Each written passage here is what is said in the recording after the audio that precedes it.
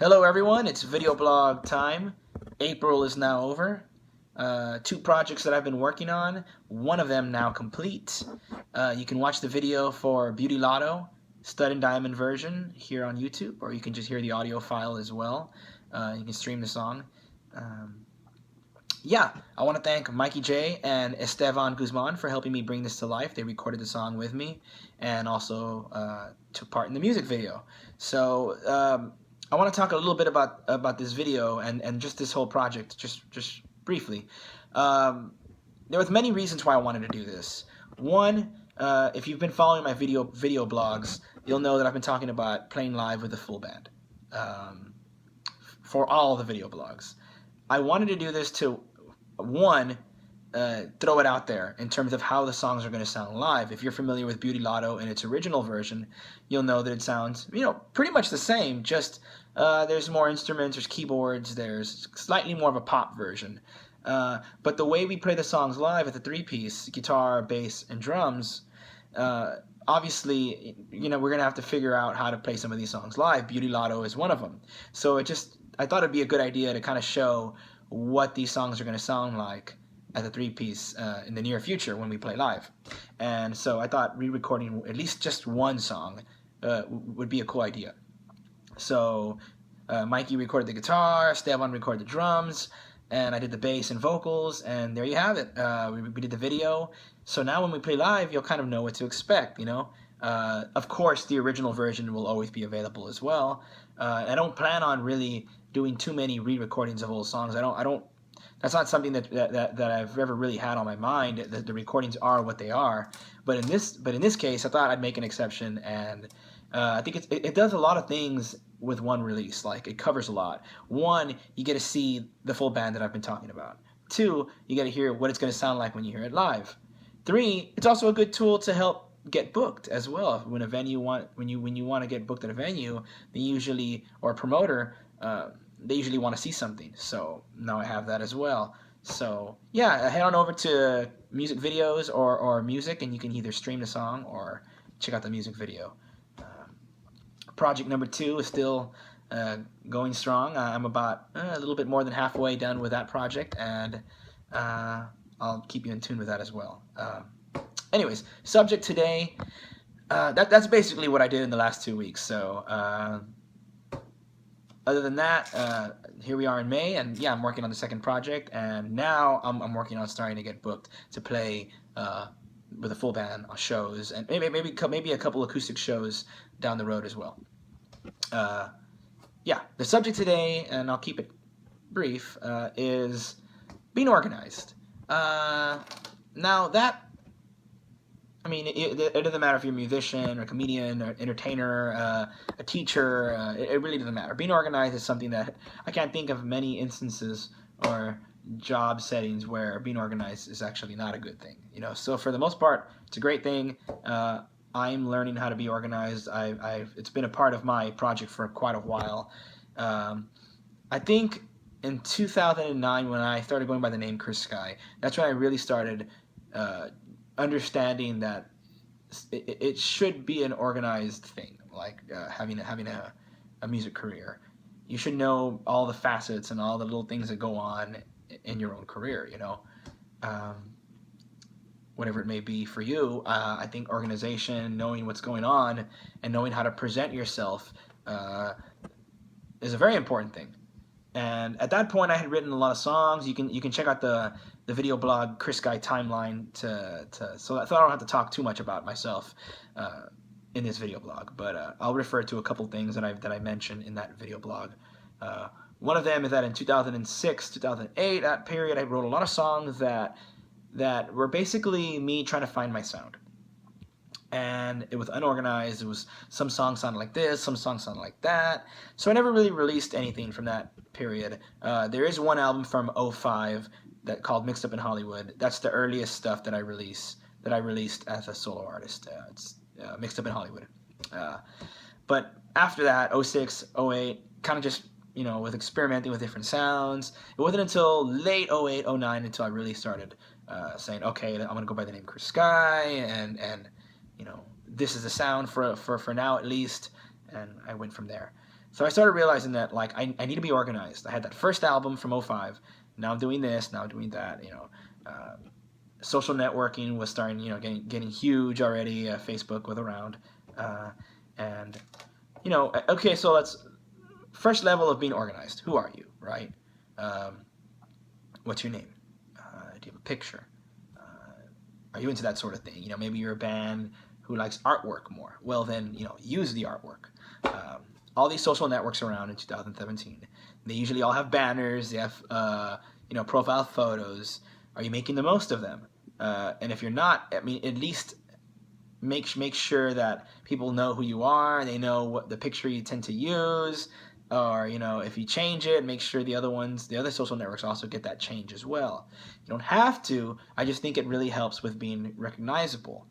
People know, it is who they know who they're looking at.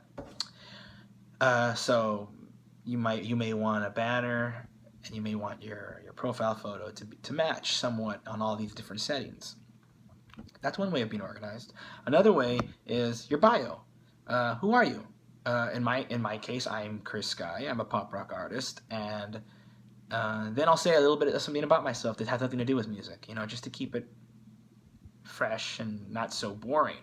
What you don't want is to make a bio that's like just way too long, way too detailed. And I want to ask you a question. When's the last time you've been in the About Me page on Facebook? Probably not very recent, and if you did, you probably did not read that 10,000 word bio, for whoever has one, right? Keep it short, keep it simple, to the point. If you ever get famous, if you ever get huge, then you know what? At least you'll have a story to tell on the bio. You can tell Rolling Stone, or you can tell whoever's interviewing you about that. Or you can make video blogs, or you can put it somewhere else. So that info. But on a short bio, when people find you, you want to keep it simple. You want to keep it to the point. Hi, I'm this. My music can be found here, and blah blah blah. Then there's the other kind of bio that, besides the long bio, the too long bio, that you find that one that doesn't say anything. That just says, "Hey, I like, blah blah blah and blah blah blah," and that's it. Lots of indie artists do stuff like that. Cool hip artists do stuff like that. But here's the thing. A lot of those artists, guess what? They're signed. They play festivals. They do all these things that put them on the map. They don't need to say where their music is at. You know where it's at already. Chances are, if you're a do-it-yourself artist trying to be on the rise, you're going to want to make sure your stuff's available very easy. I know I've heard the saying, if somebody is interested, they'll seek it out. But with all the things going around today, you just can't take that chance. Put it out, put the link, make sure you put it, because chances are someone may, oh yeah, you know what, I'll remember to check this guy's music out later. And then they never do. And if you had the link there, maybe they may have just done it there and then. So yeah, short and simple with the bios. And you know what? Most social networks don't even allow a ton of characters anyways, so you're gonna have to keep it short anyways. So short, descriptive, and I would say colorful in some sort of way. Or a way that best describes what you're trying to throw out. See, there really isn't a right and wrong here. It's just how you decide to do it. And if you do it the best way you can. Let's see, what else? Music. Now, some people decide to go a little different with this. I mean, that's up to you.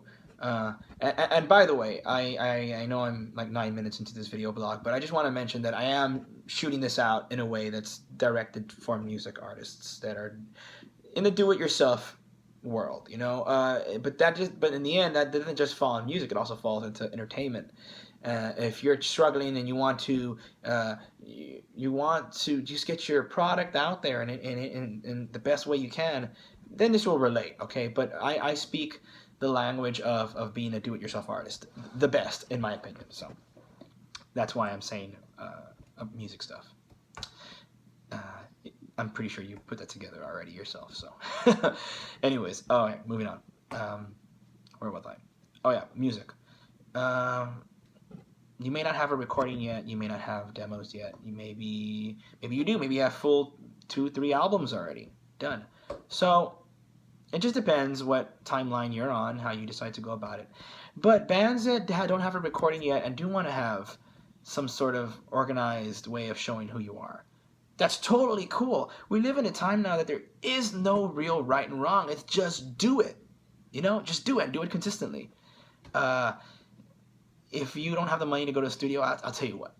Go to your jam room, practice with your band, but make sure whatever device is recording you, have a nice, crisp, or as good as it can be, a video. Make sure I see all the members in the band. Make sure I can hear every instrument somewhat. If it's distorting a little bit, make sure at least I can still hear the song, the lyrics. Make sure it's a good take of the song when you play live in your jam room, right? If you got that on your phone or whatever, upload it to YouTube. Put the lyrics. Say, we'll be recording this song soon, but here's a live version of it. You'd be surprised. People don't need a perfect recording in this day and age. They really don't. It's something you may want to throw out. You may want to do that, but you don't have to. As long as you have style and something in there that you stand for, that you want to throw out, people will take notice of it. They will. It's, for example, say there's a song from a band that I like. They don't have a recording yet. They did exactly what it is I'm saying. And I heard that practice. And if I like it, guess what? When I get in my car and I hook up my phone, I'm going to listen to it.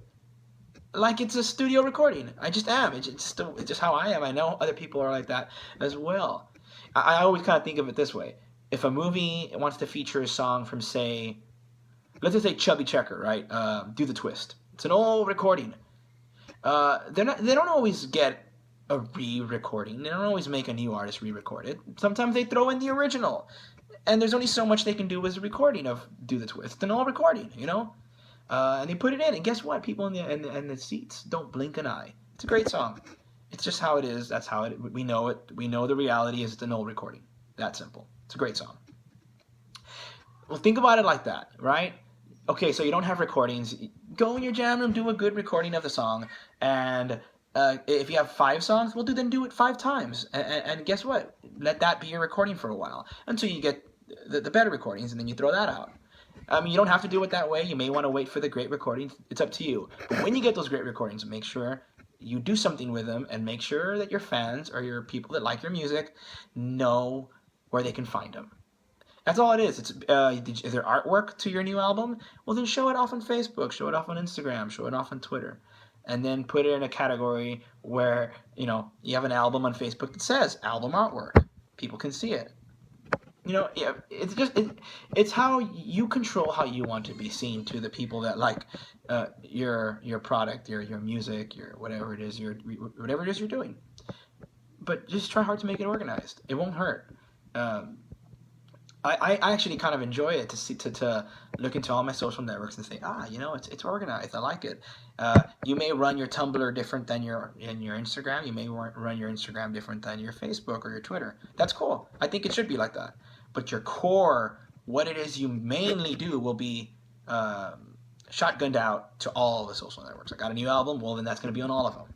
And then from then on till the next important post, you run them differently. See. If you have lyrics to your songs, make sure they're somewhere, that your fans can read. The power of all your social networks together really is what it's all about in terms of your online product, your popularity, how you're growing as an artist.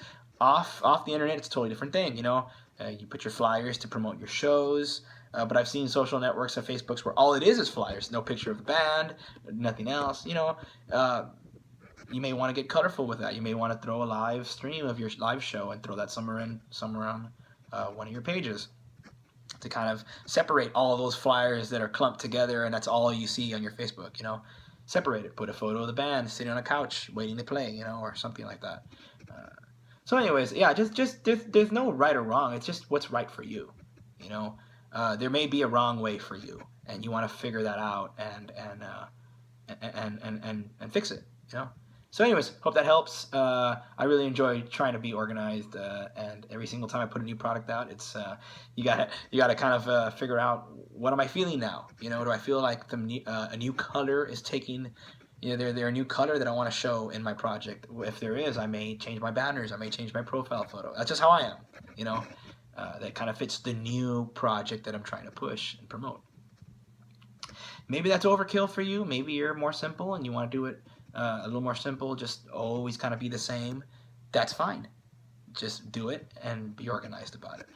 Anyways, hope you enjoyed this video blog. Till next time, rock on.